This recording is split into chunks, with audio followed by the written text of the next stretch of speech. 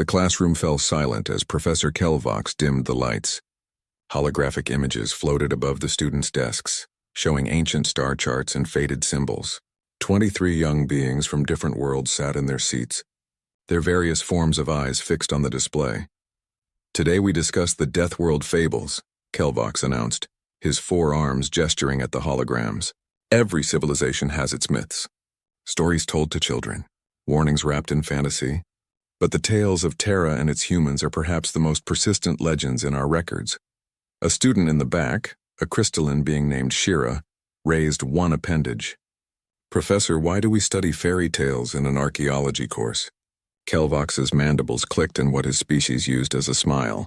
"Because, young Shira, sometimes our ancestors hid truth inside fiction. The human legends speak of a world so hostile that simply living there made its inhabitants into warriors. They called it a death world. Gravity twice what most species consider safe. Predators everywhere. Diseases, extreme weather. And supposedly the humans thrived there." Another student, this one a floating gas form named Pell, pulsed with color. "But humans never existed, correct? They are make-believe?" "The historical consensus says yes," Kelvox replied. "We have found no concrete evidence of their existence. No bones, no verified technology, only stories and symbols that could mean anything. Some fringe researchers claim humans were real and went extinct. Others say they were real and simply left our region of space. Most serious scholars agree they were invented by ancient storytellers."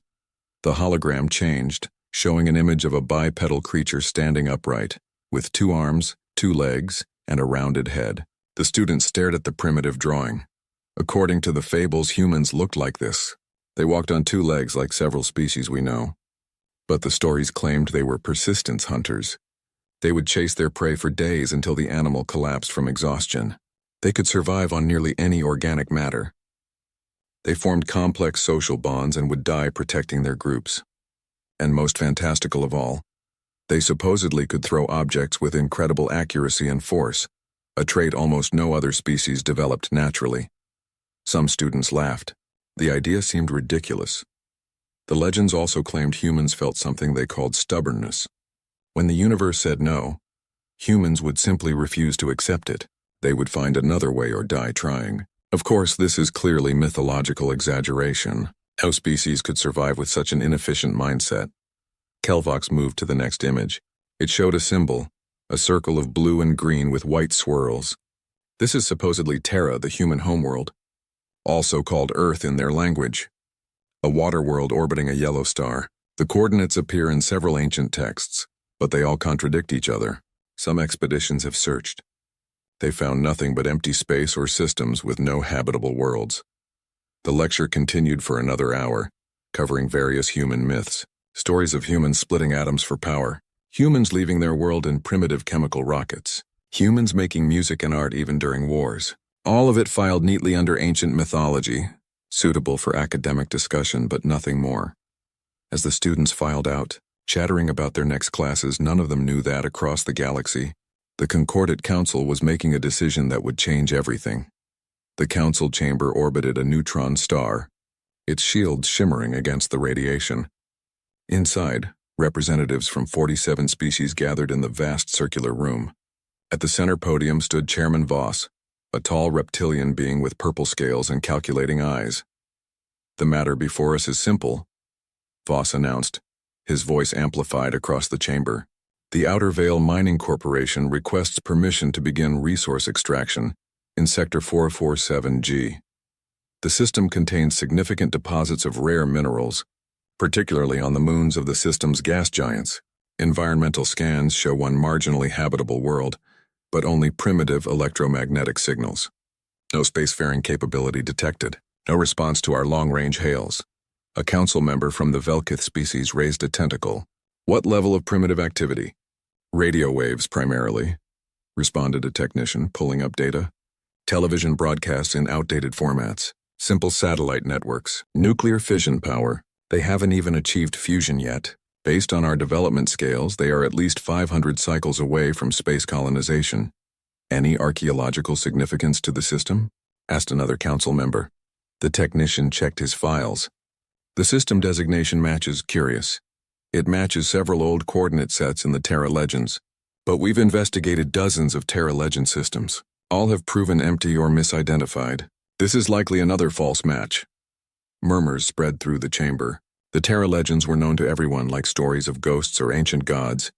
The humans again, Voss said with amusement in his voice. Those persistent fairy tales. Well, if the humans were ever real, they are certainly long gone now. And these primitives in Sector 447G show none of the legendary human characteristics. No spacecraft, no quantum communications, no advanced weapons, just radio chatter and chemical rockets that barely reach their own moon. What about the Prime Protection Directive? Asked a younger council member. Should we not leave primitive species alone until they develop space travel? Voss's eyes narrowed. The Protection Directive was created to prevent cultural contamination. However, these beings will not even know we are there. Our mining will occur in their outer system, far from their world. They lack the sensors to detect us. By the time they develop space travel, we will have completed extraction and departed. They will never know we existed. The vote was called. 41 council members approved. 6 abstained. None voted against. The Outer Vale Mining Corporation received their permits within hours. Within days, their fleet entered Sector 447G. Within weeks, massive mining platforms surrounded the moons of the system's largest gas giant. Harvester ships carved into asteroids. Refinery stations processed millions of tons of ore. The third planet from the star, the one with the primitive radio signals, was noted in logs and ignored. It was a blue and green world with white clouds, orbiting a yellow sun exactly as the Terra Legends described. But that was clearly coincidence. The galaxy was vast. Many worlds looked similar. The mining supervisor, a being named Thexal, stood on the command deck of the primary mining station. Through the viewport, he watched harvester drones pull apart a small moon, extracting its mineral-rich core. Productivity is exceptional, reported his assistant. We're ahead of schedule by 20%. At this rate, we'll complete the contract in half the estimated time. Excellent, Thexal replied. Inform the corporation. They will be pleased. Sir, we have detected some unusual activity from the inner system, the assistant said, checking a scanner. The primitive world has launched several new satellites in the past week, and there's been an increase in encrypted signals. Thexal glanced at the data unconcerned. Primitives upgrade their technology constantly. It's normal development. As long as they stay on their world, they are irrelevant to our operation. What Thexal didn't know was that 12 light minutes away, in an underground facility beneath the surface of the planet humans called Earth, alarms were screaming. Massive holographic displays showed the mining fleet in perfect detail. Every ship, every station, every drone was tracked and categorized. General Sarah Martinez stood in the command center, her jaw tight as she watched the alien fleet strip mine humanity's outer solar system. Around her, dozens of officers monitored stations, their faces grim. They're taking Jupiter's moons apart, reported an analyst. 3 of them are already gone. They'll reach Europa in 6 days at their current pace. Any hostile moves toward Earth or Mars? Martinez asked. Negative. They seem focused entirely on resource extraction. Our stealth satellites show no weapons charging, no scouts approaching inner system. They either don't know we're here or don't care. Martinez turned to her communications officer. Status on the lunar Farside facility? All personnel are on high alert. Professor Chen's team has been evacuated to the underground sections. They're monitoring the situation. For decades, humanity had maintained a policy of silence. When their long-range telescopes and quantum sensors had first detected the galactic concordate, the decision had been made at the highest levels. Earth would watch and wait. They would learn about this galactic community before revealing themselves. They would appear primitive while secretly advancing far beyond what any of the alien species had achieved. It had been a controversial decision, but recent human history had taught hard lessons. Humanity had nearly destroyed itself 3 times before finally achieving peace. The scars of those wars still marked the Earth.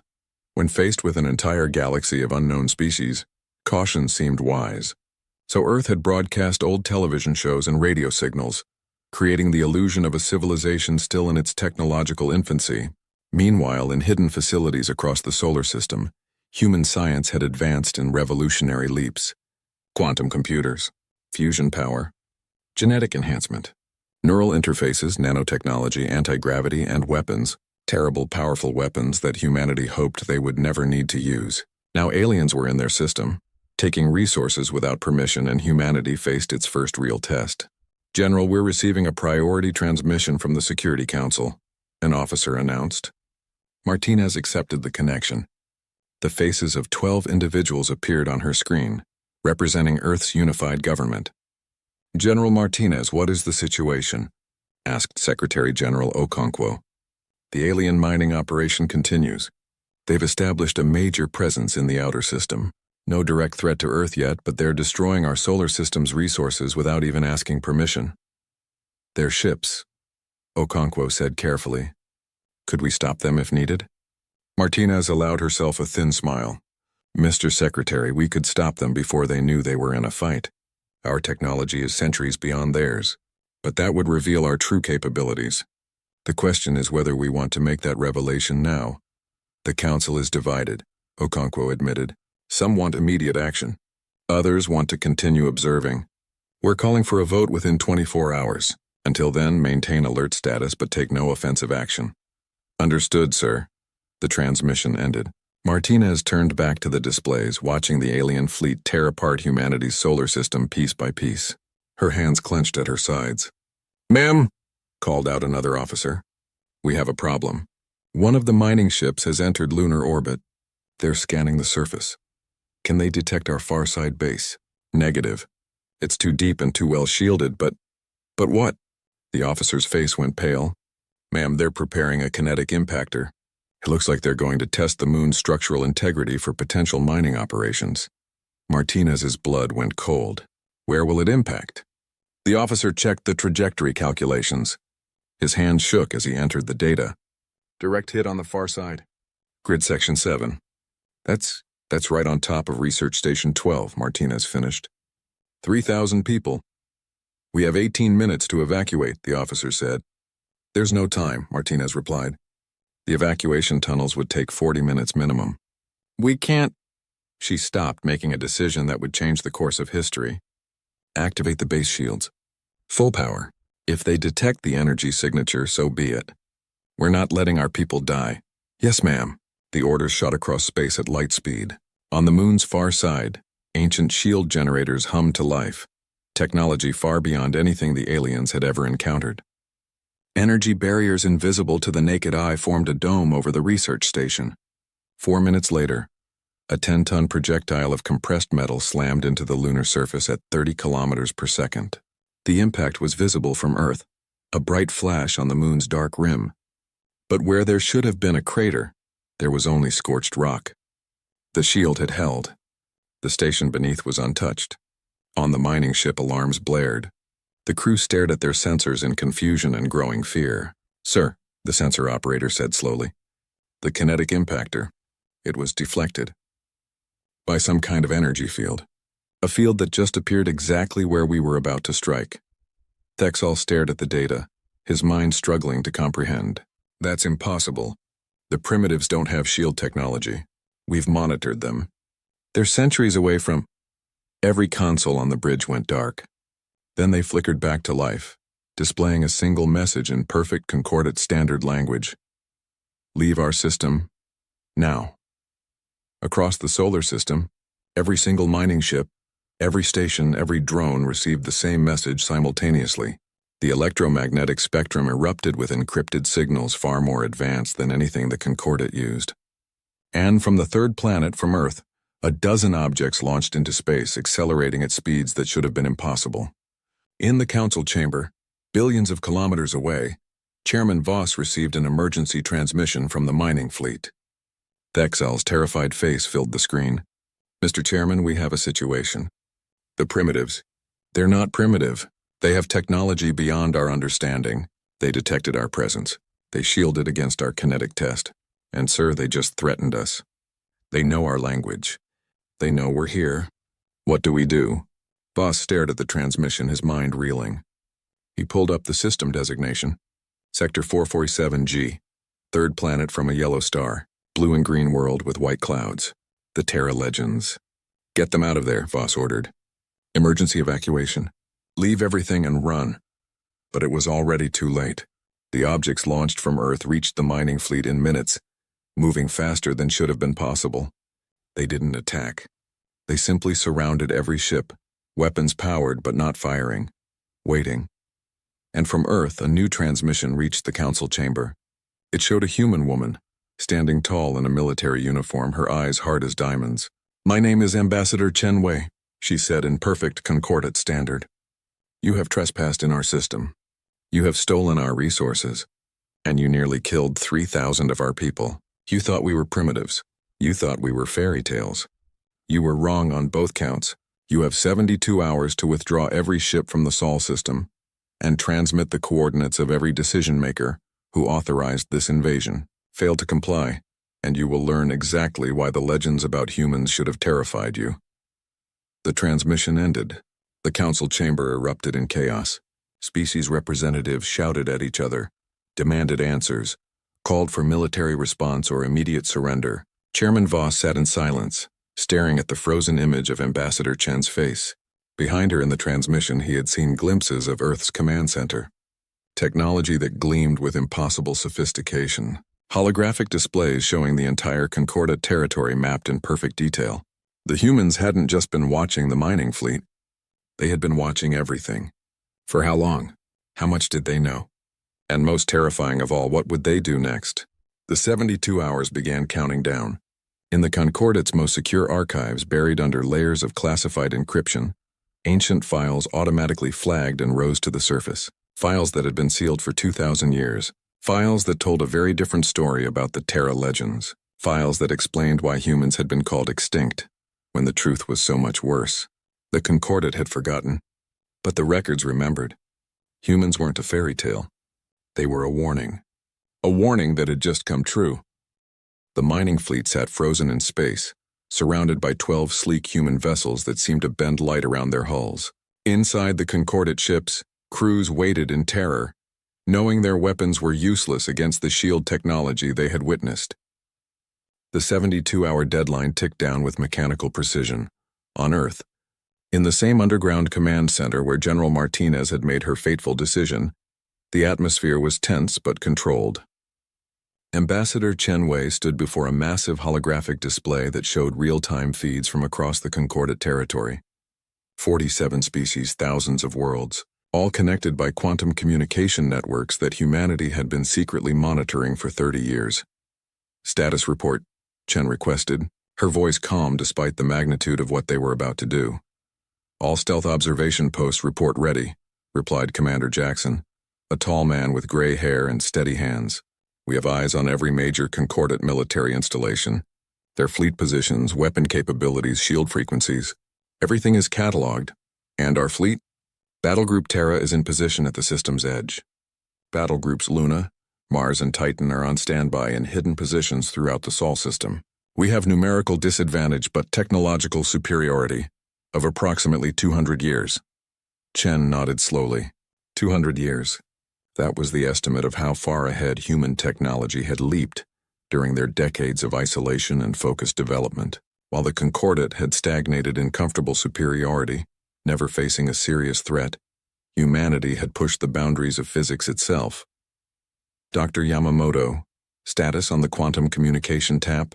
A woman with intelligent eyes and quick fingers dancing across a holographic keyboard looked up. "We're into their network completely, Ambassador. They still don't know we're listening. Every communication, every order, every private message between council members. We hear it all. Good. Let's see how they respond to our ultimatum." The main display shifted to show the Concordat council chamber. Through cameras that didn't exist in any official record, humanity watched their would-be invaders debate. Chairman Voss stood at the center podium, trying to maintain order as representatives shouted over each other. The crystalline Shrell ambassador demanded immediate military action. The gaseous Pell delegate urged caution and negotiation. The insectoid Vrex representative called for scientific investigation before any decisions were made. "Order," Voss shouted, his voice cutting through the chaos. "We will proceed logically. First, we must determine if this threat is real or an elaborate hoax." "A hoax?" The Shrell ambassador's voice rang like breaking glass. "They disabled our mining fleet with a message. They deployed vessels that moved faster than our sensors could track. What more proof do you need?" "Admiral Kresh," Voss called, addressing a massive armored being in the corner of the chamber. "Your military assessment?" Admiral Kresh stepped forward. His species, the Vaktesh, known throughout the Concordat as the Supreme Warriors. His people had conquered 12 systems before joining the Concordat peacefully, their military might unquestioned. The ships surrounding our mining fleet are unlike anything in our databases, Kresh said in a deep, grinding voice. Their energy signatures suggest power generation capabilities that exceed our theoretical models. However, I see only 12 vessels. Even with superior technology, 12 ships cannot threaten the full might of the Concordat Navy. We have 40,000 warships. I recommend we send a peacekeeping force to remind these humans of the scale they face. Peacekeeping force, Chen muttered in the Earth Command Center, her tone dripping with irony. Is that what we're calling invasion fleets now? General Martinez stood beside her. They're underestimating us. Classic mistake. Good, Chen replied. Let them.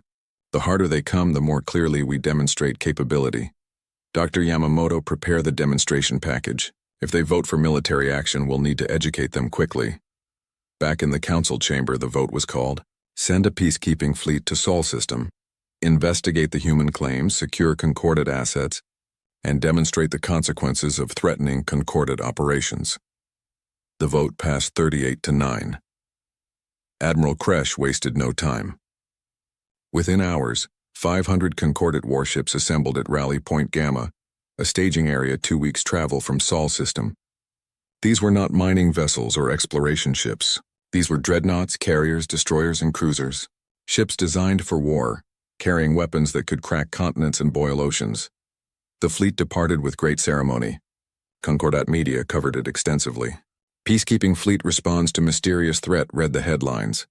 Experts were interviewed. Military analysts predicted easy resolution. Some species expressed concern about potential first contact protocols.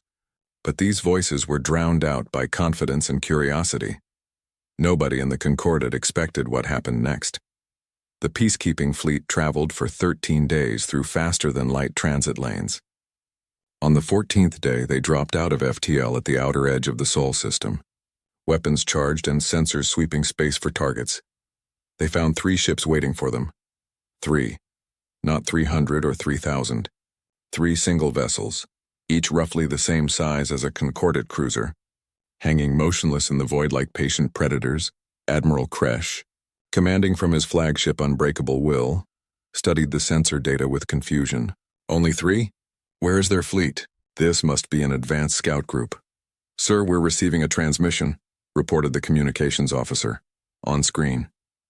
Ambassador Chen appeared, but she wasn't in a command center anymore. She stood on what appeared to be the bridge of one of the 3 human vessels, surrounded by displays and crew members working with calm efficiency. Admiral Kresh, she said, pronouncing his name perfectly. You have entered the Sol system with an invasion fleet. This is your final warning. Turn back now or we will be forced to demonstrate why that would be the wiser choice. Kresh's mandibles clicked in amusement.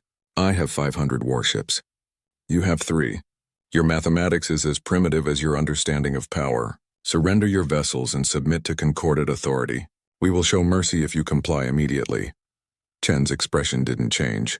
I gave you a chance. Remember that. The transmission ended.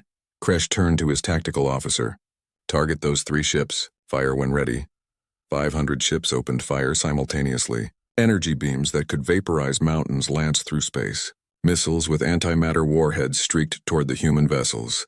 Kinetic weapons moving at relativistic speeds created deadly trajectories. None of it reached the targets. The 3 human ships simply flickered and disappeared, moving faster than Concordat sensors could track. They reappeared scattered throughout the enemy fleet, moving between ships like ghosts. And then they began their demonstration. The first human ship fired a single pulse of blue energy at a Concordat destroyer. The beam didn't explode the ship. Instead, it passed through the destroyer's shields as if they didn't exist and touched the hull. Instantly, every system on the destroyer died. Power, life support, weapons, communications, propulsion, everything went dark. The ship became a lifeless tomb drifting in space. The second human ship deployed what looked like small drones, no larger than a person's hand. These drones moved through the fleet at impossible speeds, attaching to Concordat vessels. Wherever they touched, hull metal began to dissolve, restructured at the molecular level into something harmless and inert. The third human ship did something even more terrifying. It simply appeared next to Kresh's flagship, close enough that crew members could see it through the viewports.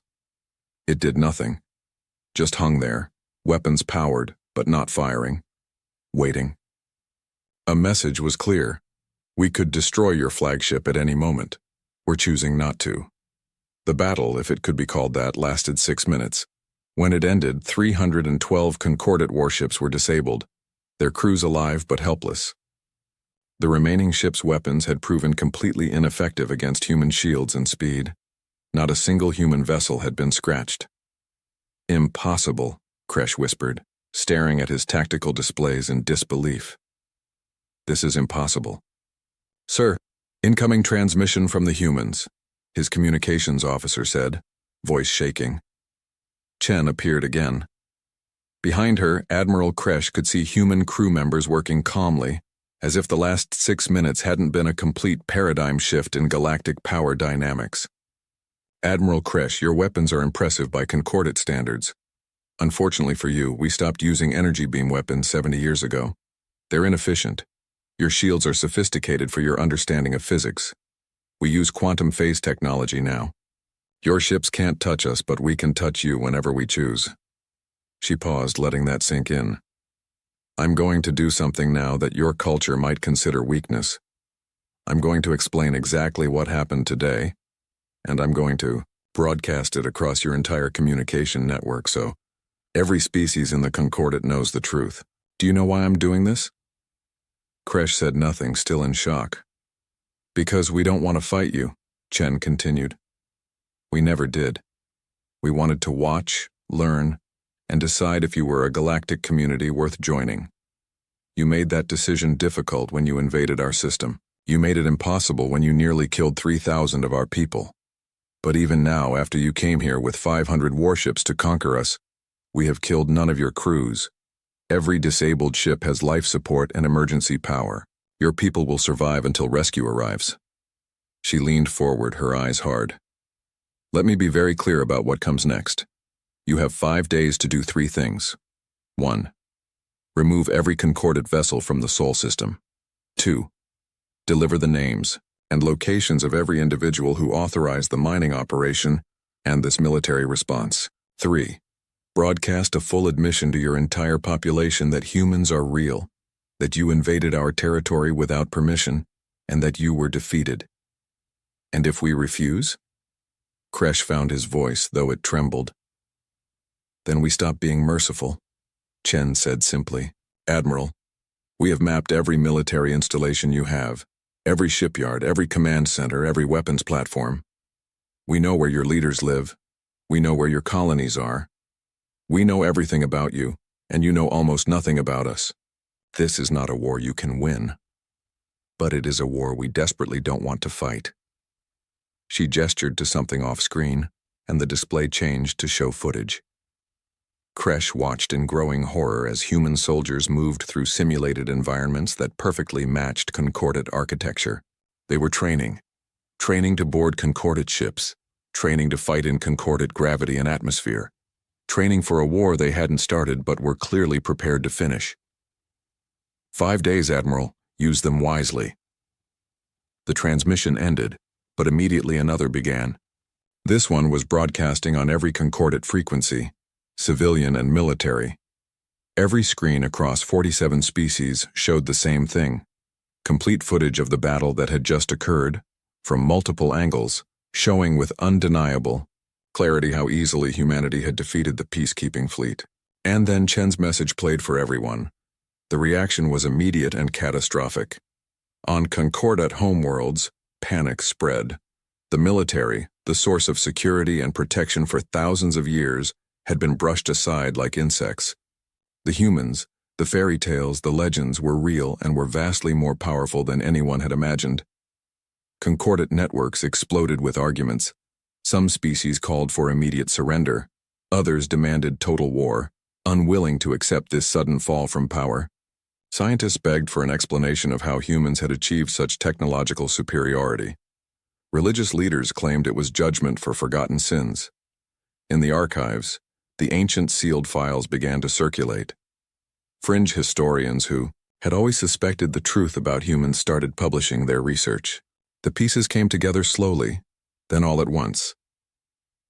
2,000 years ago, humanity had first encountered the Concordate's predecessor empire. That empire, arrogant and powerful, had attacked human colony ships, enslaved human prisoners, and experimented on human captives. The humans, newer to space and less numerous, had seemed like easy victims. The war that followed had nearly destroyed the old empire. Human fleets had appeared from nowhere, using guerrilla tactics and weapons that pushed ethical boundaries. They had been brutal, efficient, and absolutely unwilling to surrender. The war had ended not with human defeat, but with a negotiated peace after humans demonstrated they could reach the empire's homeworld. And then humanity had done something unexpected. They had left. They had taken their surviving colony ships, returned to Earth, and vanished. The old empire, ashamed of losing to a newer species and desperate to maintain face, had rewritten the histories. They declared humans extinct, made them into legends, convinced themselves the threat was gone. But humanity hadn't died. They had been watching, learning, growing stronger. And now, after the Concordate had carelessly stumbled into Sol system and attacked them, humanity was back. In Earth's command center, Chen watched the Concordate networks with satisfaction. They're learning, finally understanding what they've woken up. 5 days is optimistic, General Martinez noted. Their government is fracturing. Some species want to comply, others want to fight. This could turn into a civil war before they even respond to us. That's their problem to solve, Chen replied. We've shown them the carrot and the stick. Now they decide which they prefer. Dr. Yamamoto cleared her throat. Ambassador, we're intercepting private communications between Admiral Kresh and Chairman Voss. Should I play it? Yes. The recording played. Kresh's voice was defeated, broken. Mr. Chairman, we cannot fight them. I have never said this in my entire military career, but we cannot win this war. Their technology is beyond our comprehension. I recommend immediate compliance with all human demands. Voss responded, his voice tired. The Council is in emergency session. The Vaktesh Empire wants to escalate. They refuse to believe 3 ships could truly defeat 500. They think you're exaggerating or that our weapons malfunctioned. Then let them come and see for themselves, Kresh shouted. Better yet, send the Vaktesh Emperor himself. Maybe when his flagship is disabled in 30 seconds, he'll understand reality. There was a long pause. Then Voss said quietly, Admiral, we need time. The population is panicking. Governments are collapsing. Species are threatening to leave the Concordate. We need time to stabilize before we can negotiate. We have 5 days, Kresh reminded him. The humans were very clear. Then we will need to move very quickly. The recording ended. Chen turned to her staff. Increase surveillance on the Vaktesh Empire specifically. If they're planning to escalate, I want to know immediately. You think they'll actually try to continue fighting? Martinez asked. Some species measure their worth by their military power, Chen said. Having that power suddenly revealed as inadequate can cause desperate decisions. The Vaktesh Empire has ruled through strength for generations. They might prefer destruction to admitting weakness. She was right to worry. In the Vaktesh home system, Emperor Kral was making exactly that desperate decision. Emperor Kral stood before the assembled war council of the Vaktesh Empire, his massive armored form radiating barely contained fury. Around the obsidian table sat his generals, admirals, and strategic advisors, each one a veteran of countless campaigns that had built the Vaktesh reputation as the galaxy's supreme warriors. You are telling me, Kral said slowly, each word dropping like a hammer, that Admiral Kresh surrendered 500 warships to 3 vessels without destroying even one enemy craft? General Voss, the eldest military advisor, spoke carefully. Emperor, the reports from the battle are consistent across all ships. The human vessels use technology we cannot counter. Our weapons pass through their shields. They moved faster than our targeting systems could track. They disabled our ships without apparent effort. Then Kresh is a coward, Kral declared. Or his crews were incompetent. Or both. My Emperor, another advisor interjected. We have the battle footage. Perhaps if you review it yourself. I have seen the footage. Kral's fist slammed down, cracking the stone table. I see ships going dark. I see weapons missing. I see impossible movements. Do you know what else I see? I see that not one concordate vessel tried ramming the enemy. Not one crew chose to die fighting rather than surrender. That is not a question of technology. That is cowardice. The council members exchanged glances but said nothing. The Vaktesh culture prized honor in battle above all else. The idea of surrender, even to superior force, was considered shameful. To their emperor, Admiral Kresh's decision to stop fighting looked less like pragmatism and more like betrayal of every warrior value. The humans demand we surrender names and accept humiliation, Kral continued. They broadcast their victory across all networks, ensuring every species sees our military defeated. They treat the concordate like disobedient children. This is intolerable. What are your orders, my emperor? Asked Admiral Vex, commander of the Vaktesh home fleet. Kral turned to a holographic display showing the Sol system. The blue and green planet hung there, beautiful and deceptively peaceful. I want a detailed analysis of their homeworld. Population centers, infrastructure, strategic value. If we cannot defeat their ships in space, we strike at their source. On planet killers? Thos asked quietly. My emperor, that would be a war crime under concordate law. Every species would turn against us. The concordate is already broken, Kral replied. Half the species are preparing to surrender to the humans. The other half are paralyzed with fear.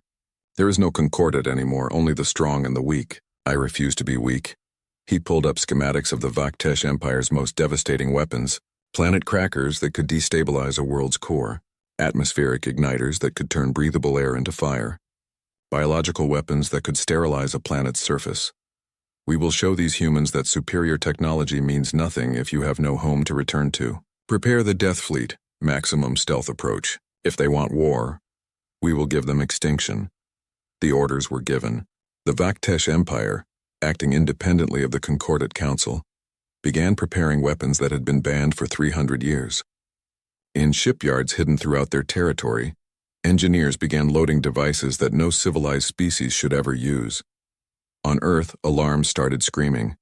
Ambassador Chen, Dr. Yamamoto shouted across the command center. The Vaktesh are moving weapons-grade equipment. Heavy radiation signatures consistent with antimatter containment. They're preparing planet killers. Chen's face went pale. She had hoped for compliance, expected resistance, but had underestimated the depth of Vaktesh pride. Verify and track. Where are they staging? Multiple locations. They're trying to hide the fleet dispersal, but our quantum sensors are detecting energy buildups at 12 different shipyards. Best estimate, they're preparing a multi-vector attack on Sol system. General Martinez was already moving to tactical displays. If they launch planet killers, we'll detect them in FTL transit. But Ambassador, if even one gets through to Earth, it won't, Chen said with absolute certainty. Dr. Yamamoto, how long until they can launch? 48 hours at minimum. They're rushing, which means safety protocols are being ignored. These weapons are dangerous even to transport. Chen turned to Martinez. General, activate Defensive Plan Omega. Full deployment around Sol system. And get me a direct line to Emperor Kral. It's time we had a conversation. The communication took 3 hours to establish. Kral refused the first dozen attempts. Finally, whether from curiosity or arrogance, he accepted. His face filled the screen, a brutal visage of armored plates and cold eyes. The human who humiliated the Concordate. You should feel honored that I grant you an audience. Emperor Kral, Chen said calmly, I'm calling to inform you that we are aware of your planet killer preparations. We are aware of the deployment schedules. We know the coordinates of every shipyard involved, and we are giving you one chance to stand down. Kral laughed, a harsh grinding sound. You think I fear your tricks? Your 3 ships defeated a peacekeeping fleet that wasn't prepared for deception. My Death Fleet will not make the same mistakes. We will burn your world to ash and scatter those ashes across space. Then we will see how superior you truly are. Emperor, you don't understand what you're risking. I understand perfectly. You are a species that hides behind technology and demands respect you have not earned through combat. You are clever prey pretending to be a predator. When your homeworld burns, the galaxy will remember that the Vaktesh bow to no one. Chen's expression hardened. Emperor, I didn't want this. Even now, I'm trying to prevent it. But if you launch those planet killers, if you try to harm Earth, you will force us to show the galaxy something we have worked very hard to keep hidden. You will force us to demonstrate the difference between having power and using it. I welcome the demonstration, Kral replied. We will see whose power is greater. The transmission ended. Chen stood still for a moment, her hands clenched at her sides. Around her, the command center had gone silent. "Ambassador?" Martinez asked softly. "Your orders?" Chen took a deep breath. "Authorize battle groups Alpha through Epsilon. Full deployment. Rules of engagement. Minimal casualties, maximum shock effect. If they want to see our power, we'll show them. But we show them on our terms." "Ma'am," Commander Jackson spoke up, "full deployment means revealing our entire fleet. Everything we've kept hidden. Once we show that, there's no taking it back." "They're preparing to destroy Earth," Chen replied quietly. "There's no holding back anymore. Send the authorizations. And, Commander, make sure every second is recorded and broadcast across all concordant networks. The galaxy needs to see this, all of it." For 30 years, humanity had maintained observation posts throughout concordant space, small stealth stations in obscure locations, equipped with quantum sensors and communication arrays. These posts had watched, recorded, learned everything about galactic civilization while remaining completely invisible. Now those posts received new orders. "Stop hiding. Start transmitting. Show the galaxy what humanity really was." In the Vaktesh home system, Emperor Kral reviewed the Death Fleet's preparations with satisfaction. 42 vessels, each carrying weapons capable of exterminating life on a planetary scale. They would launch in waves. FTL jumped to the outskirts of Sol system and fire from maximum range. Even if the humans destroyed most of the fleet, probability said at least one planet killer would reach Earth. "My Emperor," Admiral Vex reported, "the Death Fleet is ready for departure. All weapons are armed and crews are prepared. Shall I give the launch order?" "Wait," Kral said, studying the tactical display. Something nagged at him. "Where are the human ships? After their demonstration, they should be patrolling, preparing defenses. Our scouts report the Sol system appears almost undefended. Perhaps they truly only had a few vessels," Vex suggested. "Perhaps the rest was illusion and trick." "Perhaps," Kral said slowly. "Or perhaps they're planning their own surprise. Admiral, before we launch, I want confirmation that Earth is still—" Every screen in the command center suddenly shifted. The Vaktesh military network, supposedly secure and encrypted, displayed a new image. Ambassador Chen appeared, but she wasn't on Earth anymore. She stood on an observation deck, and behind her, through massive windows, floated hundreds of human warships. They hung in formation, sleek and deadly, their hulls bearing no marks or identifications. Just ship after ship after ship stretching into the distance. "Emperor Kral," Chen said, "you wanted to see our fleet. This is Battle Group Alpha. We have 4 more battle groups of similar size positioned throughout the galaxy. You're looking at approximately 600 vessels, and that's only a fraction of our total military capability." Kral stared at the impossible sight. Where are you?" "Funny story," Chen replied, a cold smile touching her lips. "Remember how we've been watching you for decades? We've been doing that from somewhere. Emperor, I'm currently in orbit above your 3rd colonial world, Vaktesh Prime 2, beautiful planet. Lovely red skies, 3 billion inhabitants. We've been here for 6 hours, completely invisible to your sensors until we chose to reveal ourselves."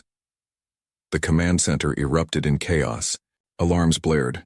Tracking stations reported contacts appearing around multiple Vaktesh worlds simultaneously. Battle Group Alpha above one colony, Battle Group Beta near another, Battle Groups Gamma, Delta, and Epsilon surrounding other strategic locations.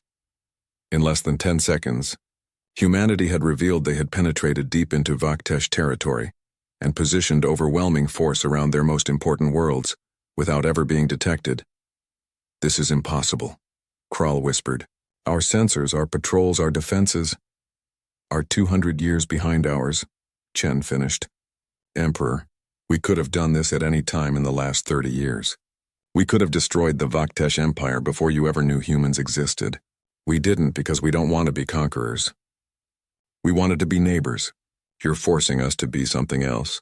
If you destroy our worlds, you are no better than the monsters you claim we are," Kral said, his voice gaining strength. "We're not going to destroy your worlds," Chen replied. Watch, on every screen the view shifted. Human ships around Vaktesh colonies powered weapons, but they didn't aim at population centers. Instead, precision strikes lanced down from orbit. Military installations exploded. Weapons platforms disintegrated. Shield generators collapsed. Orbital defense stations simply ceased to exist. The strikes lasted 90 seconds. When they ended, the Vaktesh Empire's military infrastructure around 5 colonies had been surgically removed. No civilian casualties, no collateral damage, just the complete elimination of every military asset in those systems. Your death fleet, Chen continued, is currently surrounded by Battle Group Epsilon. We've disabled your planet-killer weapons remotely. The warheads are now inert. Your fleet is intact. Your crews are alive. But you no longer have the ability to threaten Earth or any other world. She leaned forward, her voice dropping to something quiet and far more terrifying than any shout. Let me tell you what happens now, Emperor. You are going to order your death fleet to stand down. You are going to broadcast an apology to every Vaktesh citizen explaining what you tried to do and why it failed. You are going to step down from power and allow your people to choose new leadership. And then you are going to hope that we are as merciful as we claim to be. And if I refuse? Kral asked, though his voice had lost its strength. Then we start targeting the shipyards that built those planet killers. Then the weapons research facilities.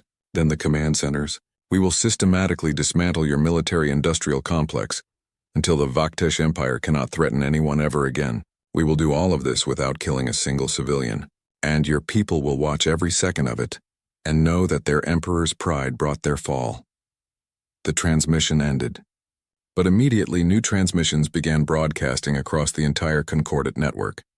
Footage of human fleets appearing around Vaktesh worlds. Footage of surgical strikes destroying military targets while leaving everything else untouched. Footage of the death fleet surrounded and helpless, their supposedly unstoppable weapons reduced to inert metal.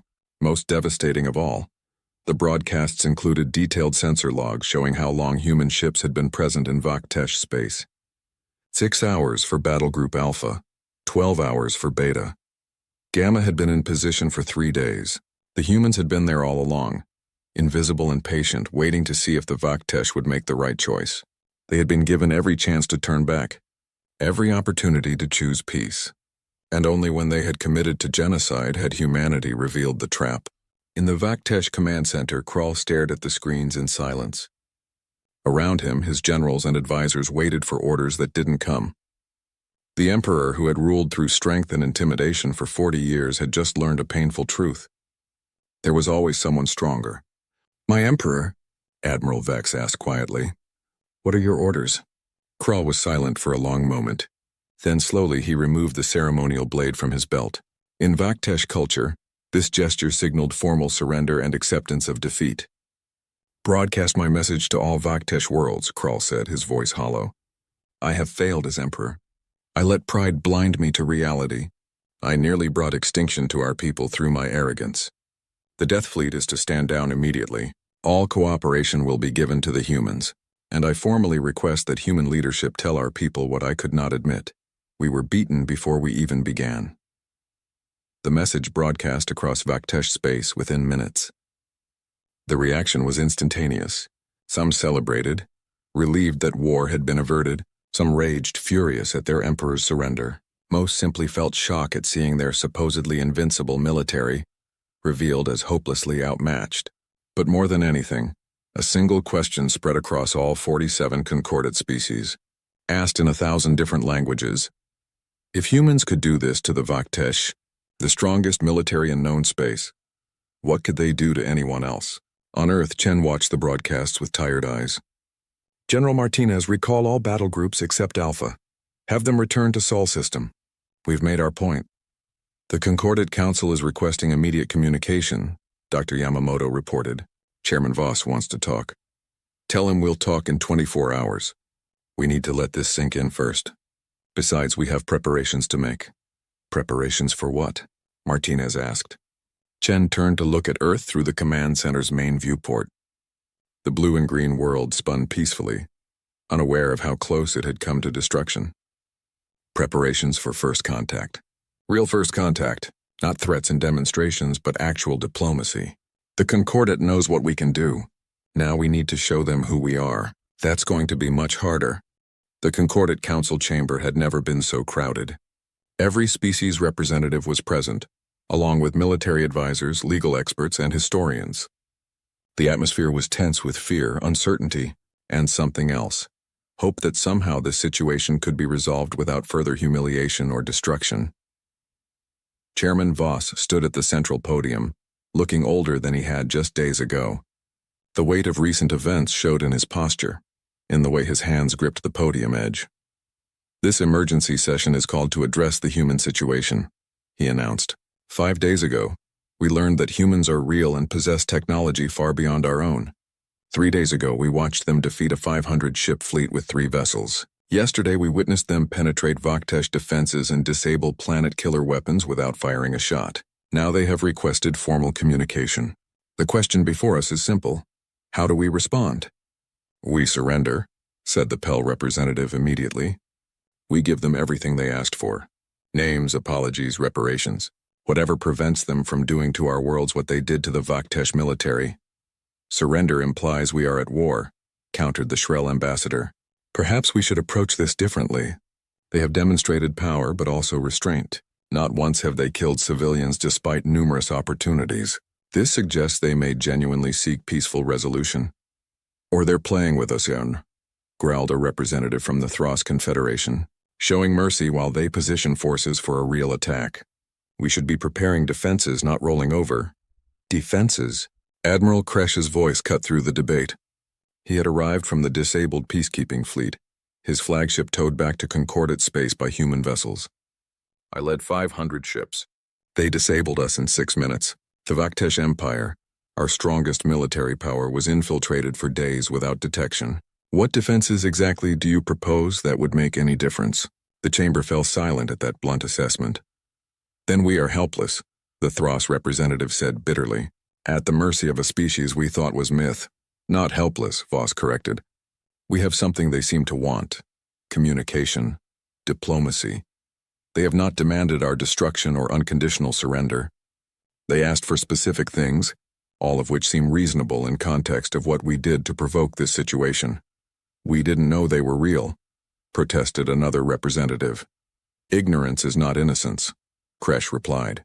"We invaded their system, stole their resources, and nearly killed thousands of their people. Then we sent warships to suppress them. The humans would have been justified in destroying us entirely. Instead, they disabled our ships and kept our crews alive. That restraint is itself a message." "A message that says what?" asked the Pell representative. "That they're giving us a chance," Kresh said quietly. "A chance we probably don't deserve." Before anyone could respond, every screen in the chamber activated simultaneously. Ambassador Chen appeared, and this time she wasn't alone. Behind her stood a diverse group of humans, each wearing different uniforms representing various Earth nations and organizations. "Chairman Voss, Concordat Council," Chen began. "Thank you for agreeing to this communication. I understand you have many questions. Before we begin formal negotiations, I want to address something that your historians have been discovering in your archives." The display shifted to show ancient files, the sealed records from 2,000 years ago. Documents that detailed the original war between humanity and the Concordat's predecessor empire. Images of human prisoners, records of experiments, battle reports showing human victories and defeats. "Your ancestors rewrote history," Chen continued. "They turned a war they nearly lost into a legend about extinct primitives. They did this to save face, to prevent their populations from living in fear, to maintain control. We understand why they did it. But that rewriting created a dangerous situation." She gestured, and new images appeared. Maps showing human territory at the time of the original war. Small scattered colonies connected by slower than light travel. A young civilization just beginning to reach for the stars. 2,000 years ago, humans were new to space. We had maybe 50 colony ships, a few million people spread across a dozen systems. When your predecessor empire attacked us, enslaved our people, and experimented on human captives, we fought back with everything we had. It was brutal, desperate. We pushed ethics aside and focused only on survival. The images shifted to show weapon systems, many marked with warning symbols: biological weapons, quantum disruptors, things that broke fundamental rules of civilized warfare. We won that war not through superior technology, but through absolute refusal to lose. We scared your ancestors so badly that they negotiated peace and we accepted. Then we left. We took our colonies, returned to Sol system, and vanished. Do you know why? Silence from the Concordat. Because we horrified ourselves, Chen said softly. We looked at what we had become during that war and decided we needed to change. We spent 2,000 years rebuilding our culture, advancing our technology, and most importantly, deciding what kind of species we wanted to be. We could have returned as conquerors. Instead, we chose to watch and learn. For 30 years you spied on us, the Shrell ambassador said. You infiltrated our space, monitored our communications, mapped our defenses. How is that the action of a peaceful species? Because we remembered what happened last time we made first contact, Chen replied. We rushed into galactic society unprepared and nearly died for it. This time we wanted to understand who we were dealing with before revealing ourselves. And honestly, what we saw gave us hope. She pulled up images of concordate civilization, medical advances, peaceful trade, scientific cooperation, cultural exchanges between species. You built something good here. 47 species working together mostly peacefully. You have laws protecting civilians, treaties preventing genocide, scientific academies sharing knowledge. This is the kind of galactic community we hope to find. That's why we kept watching instead of attacking. Then why reveal yourselves now? Voss asked. If you were content to observe, what changed? You came to our home, Chen said simply. You entered Sol system without permission and started taking our resources. We could have tolerated that with communication, with compensation. But then you nearly killed 3,000 of our people. At that point we had to respond. No species can allow that level of aggression without consequences. So you demonstrated overwhelming force, Voss said. You showed us we are helpless before you. We showed you that violence against us has costs, Chen corrected. But we also showed restraint. Every Concordate crew member we disabled is alive. Every Vaktesh colony we visited remains intact. We could have killed millions. We killed none. That was intentional. She paused, letting that sink in. Chairman Voss, members of the Concordate, we are not here to conquer you. We are here to ensure this never happens again. The mining operation that invaded Sol system was authorized by your government, without proper investigation. The peacekeeping fleet was sent without considering diplomatic alternatives. Emperor Kral tried to launch planet killers without understanding what he was facing. All of this happened because you forgot we existed and never bothered to verify whether the Terra legends were true. And now you want... What?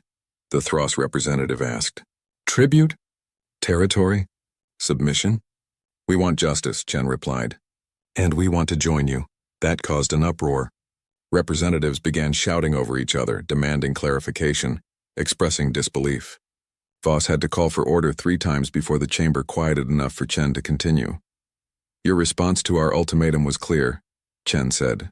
You have provided the names of everyone involved in authorizing the Sol system operations. You have publicly admitted what happened. You have offered reparations. Those things satisfy our immediate demands. Now we need to discuss long-term solutions. The display changed again, showing a proposal document titled Concordate Reformation Treaty. We propose a new galactic organization, Chen explained. One that includes humanity as an equal member. One with actual enforcement mechanisms to prevent what happened to us from happening to anyone else. One with mandatory investigation protocols before any species enters another's territory. One with severe penalties for first contact violations.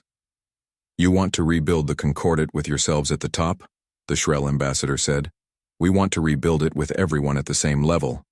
Chen corrected. Including us. We will submit to the same laws we propose. We will allow inspection of our military capabilities. We will share technology where appropriate. We will be partners, not rulers. Why should we trust you? Asked the Pell representative. You have all the power. You could demand anything. Because power without trust is just tyranny, Chen replied.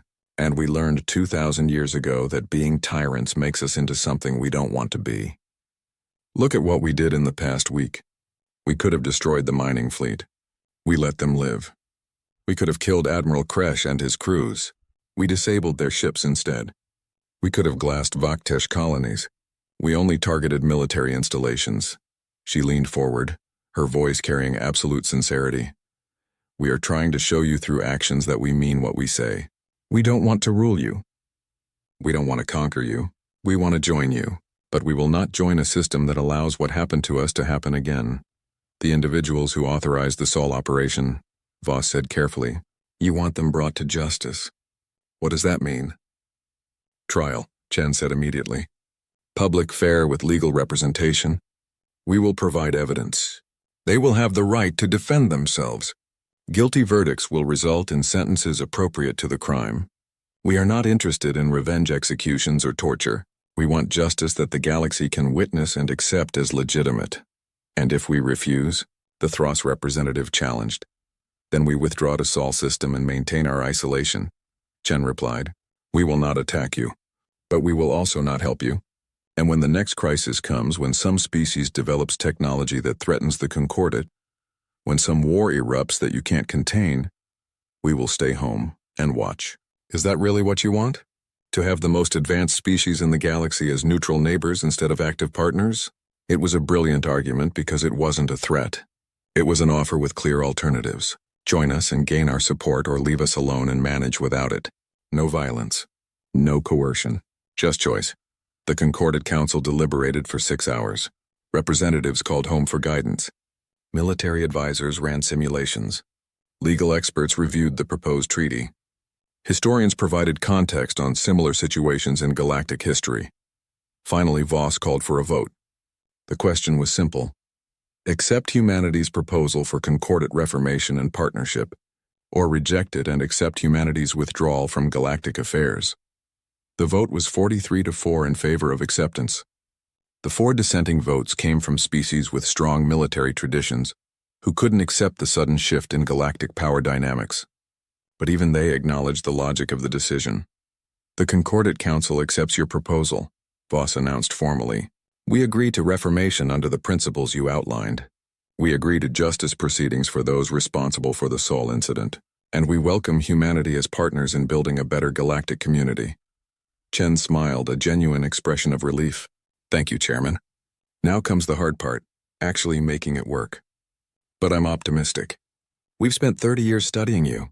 You've spent the last week learning about us. Both sides have seen the worst possibilities. Now let's build toward the best ones. The transmission ended, but the work was just beginning. Over the following weeks, human and Concordate legal teams assembled for the war crimes trials. The proceedings were broadcast live across all 47 species networks, a spectacle of justice that the galaxy had never witnessed. The trials were meticulous. Every piece of evidence was presented. Every defendant had legal representation. Every argument was heard. The humans proved to be surprisingly fair prosecutors, focused on establishing facts rather than scoring emotional points. Thexol, the mining supervisor, was found guilty of negligence and unauthorized resource extraction. His sentence, 15 years of community service in Sol system, helping rebuild the lunar colony he had nearly destroyed.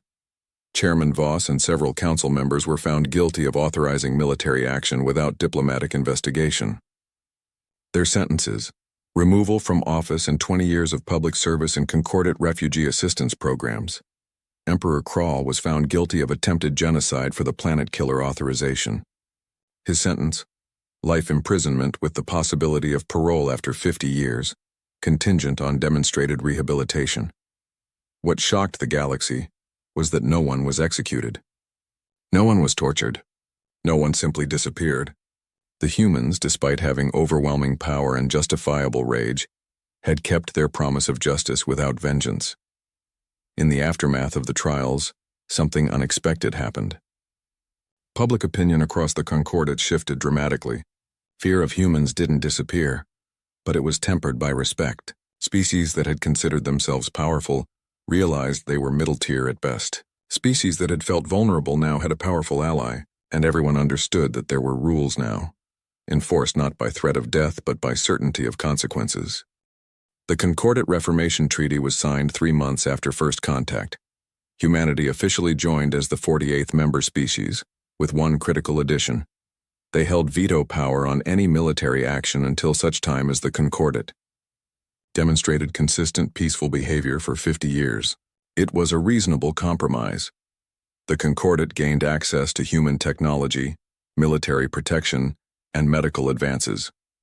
Humanity gained partnership with thousands of worlds and integration into galactic society. Both sides gave up some sovereignty for greater collective security. On Earth, Ambassador Chen stood in her office, looking at a hologram of the treaty signing. Around her, framed on the walls, were images from the past months.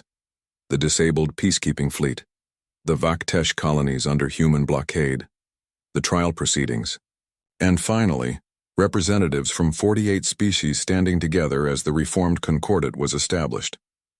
"We did it," General Martinez said, standing beside her. "We went from myth to reality to partners in less than 4 months. History will remember this."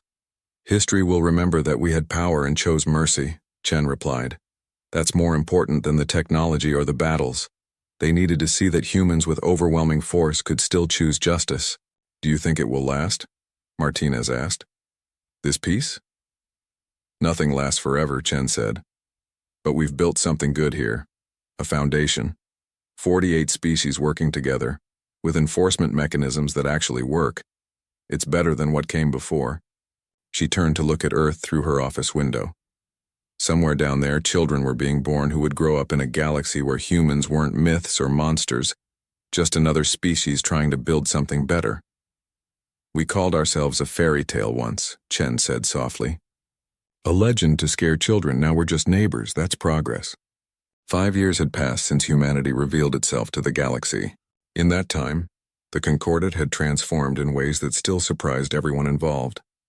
The council chamber where species representatives gathered looked similar to before, but everything else had changed. Dr. Yamamoto walked through the halls of the Concordat Science Academy, her current position as director of Xenotechnology Exchange still feeling surreal sometimes. Around her, humans worked alongside crystalline Shrell researchers, gaseous Pell scientists, and dozens of other species. The building hummed with collaboration that would have been impossible just years ago. "Director Yamamoto," called a familiar voice. She turned to see Professor Kelvox approaching. The same being who had once taught students that humans were fairy tales. He had become one of humanity's strongest advocates after the truth emerged. "Professor," she greeted him warmly, "how are your students handling the quantum mechanics curriculum?" Kelvox's mandibles clicked in amusement. "They are struggling beautifully. Human physics education is rigorous, but they are learning. Just yesterday, a THRA student successfully calculated quantum probability matrices that would have taken Concordat scientists decades to develop previously." "That's because we're sharing what we learned," Yamamoto replied. "Technology doesn't help anyone if it stays secret. A philosophy not everyone shares," Kelvox noted, gesturing to a display showing recent news. "The resistance movement grows louder each day." The resistance was what media called the coalition of species and individuals who still opposed humanity's integration into the Concordat. They weren't violent, but they were vocal, arguing that humans had effectively conquered the galaxy through intimidation rather than actual partnership. "I saw the latest protests," Yamamoto acknowledged. 3,000 demonstrators on the Shrell homeworld demanding we leave Concordat space. It's their right to disagree. You don't seem concerned. Should I be? They're protesting peacefully, expressing their opinions freely and not being punished for it. That's exactly what a healthy democracy looks like. If they were silent, that would concern me. Kelvox considered this. 5 years ago, if someone had protested against the Concordat Council, they would have been silenced. Now they protest against humanity itself, and humans defend their right to do so. This still confuses many species. "Power means nothing if you use it to suppress disagreement," Yamamoto said. "We learned that lesson the hard way. Multiple times, actually." They walked together toward the main laboratory complex where the day's major announcement would take place. Representatives from all 48 species had gathered for the unveiling of the Joint Human Concordat Medical Initiative. Ambassador Chen stood at the podium, 5 years older, but still carrying the same determined energy she had shown during those first tense days of contact. Beside her stood Dr. Sarah Okafor, humanity's leading specialist in genetic medicine. "Thank you all for coming," Chen began. 5 years ago, we revealed ourselves to the galaxy under the worst possible circumstances. Today we reveal something else. The results of collaborative medical research between human and Concordat scientists. The display activated, showing complex genetic sequences and molecular structures. Dr. Okafor took over the presentation. "Working with researchers from 23 different species, we have developed treatments for 17 previously incurable diseases. Not human diseases. Not diseases we brought with us. Diseases that have plagued Concordat species for thousands of years." The crowd murmured with interest. Okafor continued, detailing treatments for a crystalline degradation disease that affected the Shrell, a neural disorder common in the Pell, a genetic condition that shortened Vaktesh lifespans by 30%. Human medical technology focused heavily on genetic manipulation and cellular regeneration, Okafor explained. Technologies we developed during our 2,000 years of isolation. We're sharing these advances freely with all Concordat members. No patents, no fees, no strings attached. Why? Called out a voice from the crowd. A Thros delegate stood, her expression skeptical. Why give away such valuable technology? Chen stepped back to the podium. Because that's what partners do. You're not our customers or our subjects. You're our neighbors. When neighbors have something that can help, they share it. Your human ships still patrol Concordat space, the Thros delegate pressed. Your bases remain on strategic worlds. Your technology gives you overwhelming advantage. These medical treatments feel like compensation. Like you're trying to make us feel better about being conquered. The room went silent. This was the core argument of the resistance movement. That humanity had effectively taken control through superior force and was now trying to paint it as partnership. Chen didn't look angry. Instead, she nodded thoughtfully. You're not wrong to question it. Let me show you something. The display changed, showing military readiness reports, human fleet deployments, technology assessments, strategic positions, everything laid out in transparent detail. These are our complete military capabilities, Chen said. Exact ship numbers, technology specifications, current deployments, everything. We're releasing this publicly right now to all Concordat members. Gasps rippled through the crowd. Military secrets of this scale were never revealed publicly. You're seeing our greatest advantage stripped away, Chen continued. Intelligence, surprise, secret capabilities. We're giving that up because you're right. True partnership requires trust, and trust requires transparency. So here's everything. Our military is now an open book. She pulled up another document. This is our proposal for phased military integration. Over the next 10 years, we will systematically transfer advanced technology to Concordat defense forces. We will train your officers. We will build joint ships crewed by mixed species teams. By the end of the decade, there will be no human military advantage. We will all be equal in capability. The Thros delegate stared at the proposal. You would give up your greatest advantage? It's not an advantage if it prevents real partnership, Chen replied. 5 years ago, we showed you we were more powerful. Now we need to show you that we're willing to equalize that power. Yes, it's a risk. Yes, some species might use the technology against us. But that risk is necessary for trust. The Vaktesh Empire, someone called out. They tried to destroy Earth. You're willing to share weapons technology with them? Chen turned to look directly at the Vaktesh representative, a younger leader named Vexala, who had taken power after Kral's imprisonment. Vexala, would your people use advanced weapons against humanity if given the chance? Vexala stood slowly. Her species' warrior culture showed in her posture, but her words were measured. 5 years ago, I would have said yes without hesitation. Today I have a different answer. She pulled up images on her personal display. They showed human medical teams working on Vaktesh colonies, engineers helping rebuild infrastructure, teachers in Vaktesh schools. When Emperor Kral fell, our empire was broken, Vexala said. Our pride destroyed. Our military revealed as inadequate. We expected humans to leave us to collapse. Instead, they sent aid. Medical supplies, technology, food shipments when our agricultural systems failed. They helped us when they had every reason to let us suffer. She gestured to a human doctor in the crowd, a woman named Dr. Lisa Park. Dr. Park spent 3 years on Vaktesh Prime treating a plague outbreak. She saved 11 million lives. My daughter was one of them. So when you ask if we would use weapons against humanity, I say no. Not because we fear them, but because they earned something more valuable than fear. They earned our respect. The crowd erupted in conversation. Chen waited for it to quiet before speaking again. This is what we're building, she said. Not conquest disguised as partnership. Actual partnership where power is shared, where trust is earned, where species help each other not from obligation but from genuine care. It's messy. It's slow. And yes, some will always doubt our intentions. But it's real. The Thros delegate sat down slowly, her skepticism not gone but clearly reconsidering. The presentation continued with more details about the medical initiative, the military integration proposal, and other joint projects in development. After the formal proceedings ended, Chen found herself in a quiet observation lounge overlooking the Concordat capital world. General Martinez joined her, now retired from active military service but still serving as an advisor. "You gave away our military secrets," Martinez said without preamble. "Command is having collective heart attacks. They'll survive," Chen replied. "We can't ask for trust while hiding our capabilities. Besides, technology sharing was always part of the long-term plan. Still risky. Some species will study our designs, find weaknesses, develop counters. Good. That means they're thinking strategically instead of just accepting our protection passively. An alliance of equals is stronger than a collection of dependents." Martinez was quiet for a moment. "You know the resistance will call this manipulation. They'll say we're only sharing power because we've already consolidated control." "They're not entirely wrong," Chen admitted. "We did consolidate control, just not the way they think. We control the narrative. We control the pace of change. We make ourselves look generous while staying strategically positioned. But here's the thing, General. Eventually, that control has to become real partnership.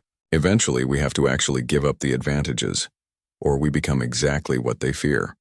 And you think 10 years is enough time? I think it's a start." They watched the city below, a sprawling metropolis where 48 species lived and worked together. 5 years ago, this level of integration would have been impossible. Now it was simply normal. "I got a message from Earth yesterday," Martinez said. "From my granddaughter. She's 7 years old. Her best friend is a young Pell named Shimmerlight. They go to integrated school together, learn human and Concordat history side by side. To her, aliens aren't scary or strange. They're just other kids," Chen smiled. "That's the real victory.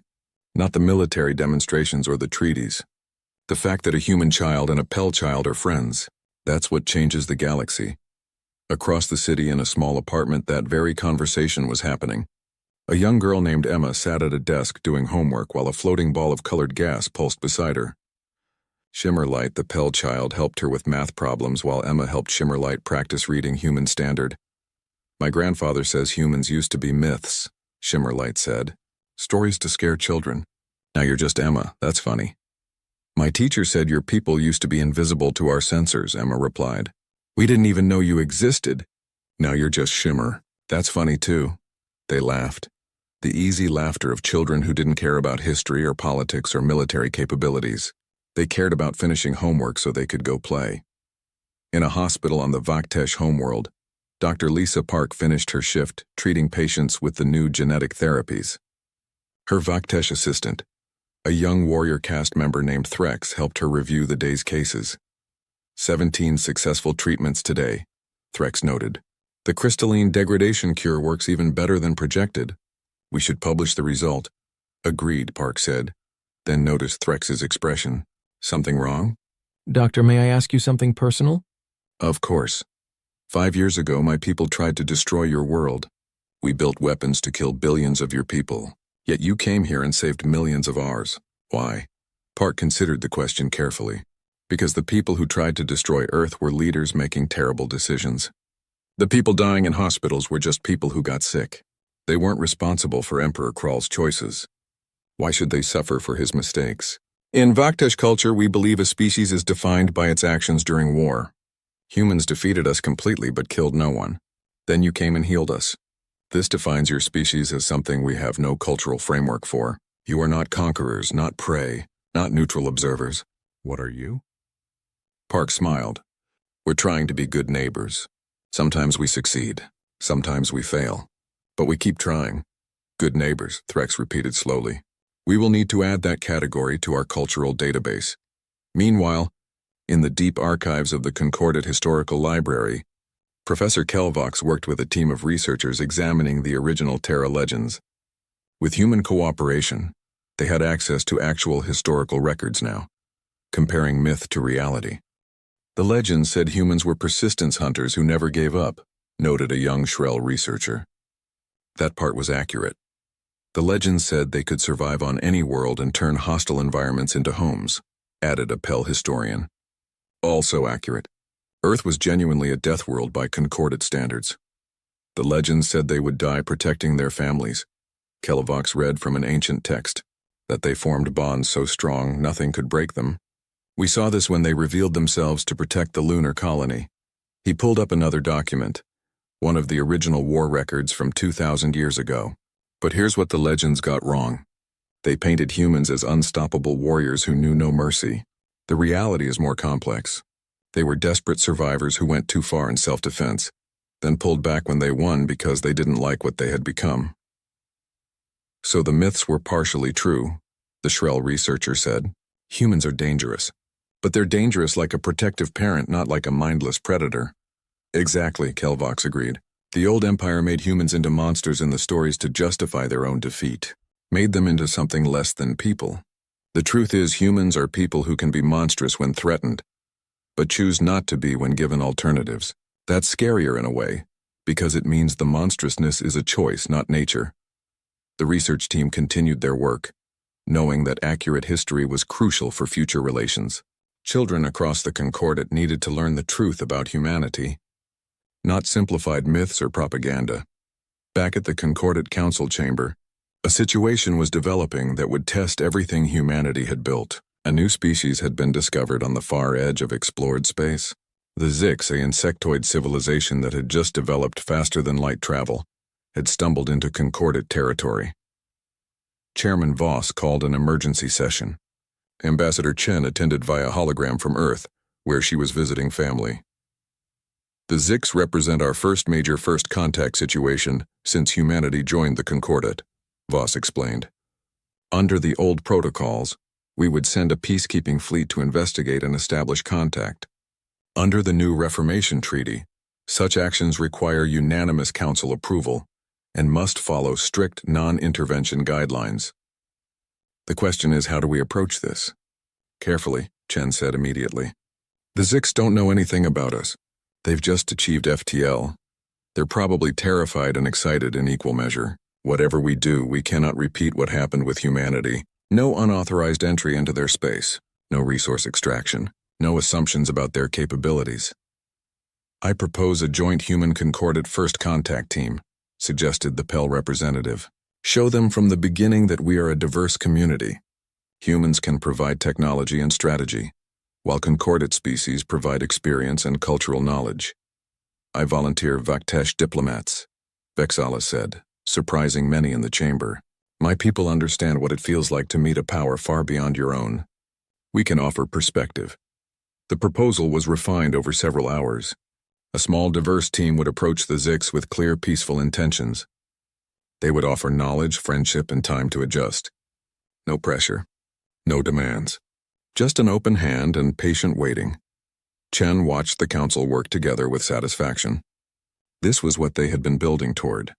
48 species collaborating on genuine, peaceful first contact, learning from past mistakes, trying to do better. The mission launched 2 weeks later. The first contact ship carried representatives from 12 species, including 3 humans. They approached the Zix homeworld slowly, broadcasting greetings in multiple languages and mathematical sequences. The Zix responded with caution, but curiosity. Over several months, communication was established. Cultural exchanges began. The Zix learned about the Concordat, asked countless questions, and gradually accepted that they were not alone in the universe. What impressed them most wasn't the technology or the size of the Concordat. It was the story of humanity, how humans had been attacked during their first contact, fought a desperate war, left in self-imposed exile, then returned not as conquerors, but as partners. The Zix found this story hopeful. It meant mistakes could be overcome. It meant different species could learn to coexist peacefully. The Zix joined the Concordat as the 49th member species 8 months after first contact. Their integration was smooth, guided by protocols developed after humanity's traumatic entry. 5 years became 10. The military technology transfer completed on schedule. Human advantages gradually equalized as other species adopted and adapted advanced systems. Some Concordat worlds developed innovations that exceeded human technology in specific areas. True collaboration produced breakthroughs impossible for any single species. The resistance movement never fully disappeared, but it evolved. Instead of demanding human departure, they focused on ensuring Concordat laws applied equally to all species, including humans. They became a check on power rather than a rejection of partnership. This was healthy. It meant the democracy was working. Emperor Kral was released on parole after serving 15 years of his sentence.